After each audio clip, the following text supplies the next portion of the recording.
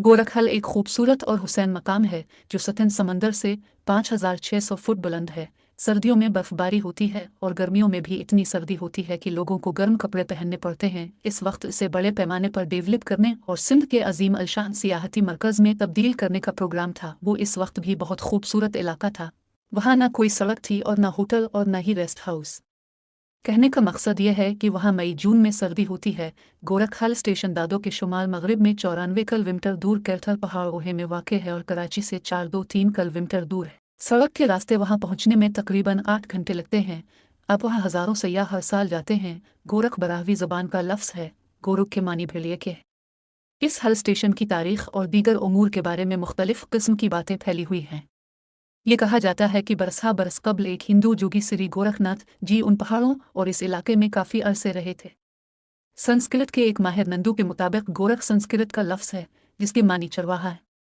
मशहूर मुहक्किक और मौरख़ ताज सहराई ने अपनी किताब मुंशर झेल में लिखा है कि गोरख का नाम जैन इज़्म के 24 तीर्थंकरण में से एक है और उसे गुरु गोरखनाथ के नाम पर गोरख कहा जाता है, जिसने 11वीं सदी ईस्वी में वहाँ शिवा जी का मंदिर तामीर किया था।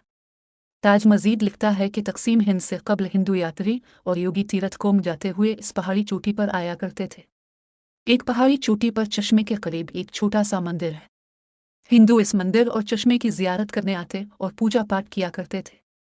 ताज सहराई ने ये सारी बातें किसी हवाले के बगैर कही हैं। बहरहाल इलाके में किसी मंदिर के कोई आसार नहीं। अलबत्ता मियादाद फ़कीर की टूटी फूटी कब्र ज़रूर मौजूद है। न तो इलाके में कोई मंदिर है और न ही तारीख से हिंदू यात्रियों की आमद का कोई सबूत मिलता है। गोरख का शुमार सिंध के चंद बुलंद तरीन मकामात में होता है जो 2,500 एकड़ के रकबे पर फैला हुआ है और अपने सर्द मौसम और खूबसूरत मनाजिर की वजह से फितरत से प्यार करने वालों के लिए बेपनाह कशिश रखता है। दोस्तों और अपने ख़ानदानों के साथ जाने के लिए गोरख बेहतरीन मकाम है। कराची या सहवन से गोरख तक जाने के लिए न तो ट्रांसपोर्ट का बाकायदा इंतज़ाम है और न ही वहाँ होटल हैं और न ही हुकूमत के ज़िम्मेदार इदारों ने वहाँ शजरकारी करके बड़े पैमाने पर दरख्त लगाए हैं। अगरचे वहाँ 25-26 साल से काम करने के दावे किए जा रहे हैं, मगर अब तक दादो से गोरख तक एक सड़क तामीर की गई और गोरख में एक रेस्ट हाउस तामीर हुआ। न तो निजी शोबे ने उसकी तामीर और तरक्की और सियाहत के फ़रोग़ में दिलचस्पी ली। इसी वजह से कराची के शहरी बड़े पैमाने पर वहाँ नहीं जा सके। हालांकि कराची वाले सियाहत के बहुत मतवाले हैं। सयाहल स्टेशन तक जाने के लिए सहवन से अपनी ट्रांसपोर्ट का इंतज़ाम करते हैं। इसी तरह बहुत से लोग कराची से अपनी या किराए की ट्रांसपोर्ट पर वहाँ जाते हैं। कई टूरिज़्म कंपनियां कराची से गोरख तक टूर्स का एहतमाम करती हैं, लेकिन वो पूरे टूर के बहुत ज़्यादा पैसे वसूल करती हैं।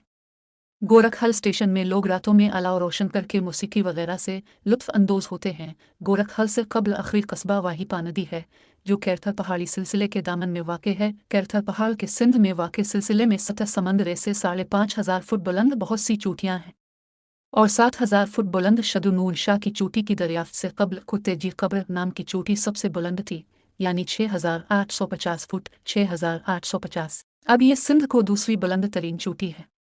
इस चोटी को दरियाफ्त करने वाले शुदन शाह ने 7,056 फुट बुलंद इस चोटी को शहीद बेनज़ीर भुट्टो से मौसूम करते हुए इसे खोआ बेनज़ीर का नाम दिया है। गोरख वो मकाम है जहाँ परियों और तितलियों का बसेरा है। बहुत से मतवाले वहाँ पहुँचते हैं, लेकिन इनमें अक्सरियत कराची से जाने वालों की होती है। इन लोगों की जो तफरीह के नए मकामात की तलाश में रहते हैं। उम्मीद है वीडियो आपको पसंद आई होगी। शुक्रिया।